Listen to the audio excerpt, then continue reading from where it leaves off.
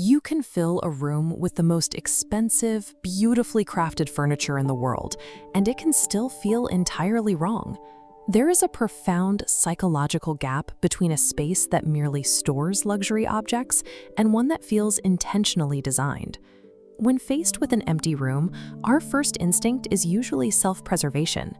We want to maximize our usable space, so we buy a perfectly matched furniture set and push every single piece flat against the exterior walls. Designers call this the showroom effect. By pushing everything to the edges, you leave the center of the room functionally abandoned. Without a bridge of furniture to break up the floor, the eye is forced to bounce constantly between the furniture on the perimeter and the empty void in the middle. It's this constant visual jumping that makes a room feel disorganized and out of balance, regardless of how clean it actually is. Comfort cannot be purchased from a catalog. It has to be engineered. And that engineering relies entirely on a set of invisible mathematical rules. This overhead diagram illustrates where that engineering starts: traffic flow. Before professionals even consider a sofa, they map the room based on human movement and standard doorway clearances. They identify the bottlenecks where paths intersect and reroute them into clear, green channels to ensure you can walk through the space without turning your shoulders. If we maintain this overhead view, you can see the next critical step. Every room requires an anchor, a fireplace, a large window, or a statement piece. By establishing that focal point first, we can orient the primary seating directly toward it, giving the room an immediate sense of purpose. But if we align everything perfectly to the center, the space feels static.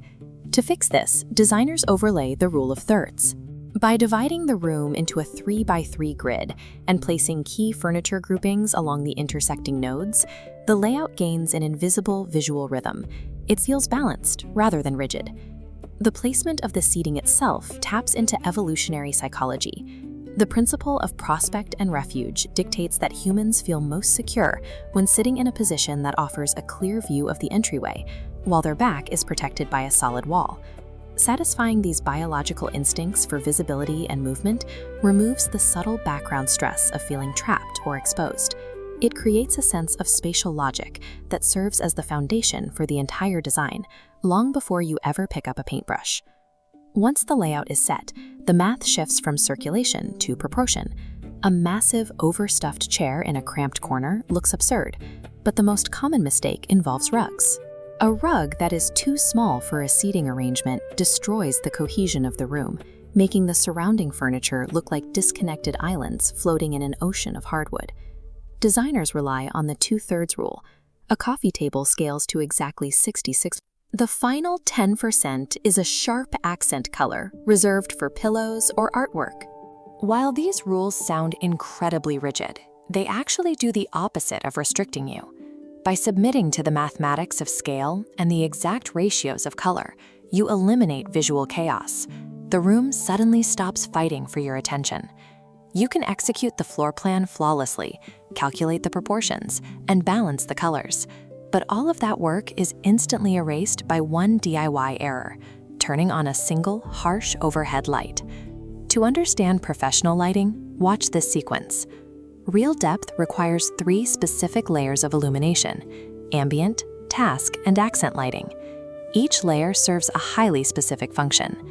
Ambient lighting provides the baseline brightness. Task lighting illuminates functional activity zones. Accent lighting highlights artwork or architecture, injecting contrast and visual interest into the shadows. The bulbs themselves must adhere to a strict technical parameter. To mimic the psychological comfort of a sunset, the color temperature across all 3 layers must stay tightly within the 2700 to 3000 Kelvin range. Properly layered, temperature-controlled lighting acts as a multiplier.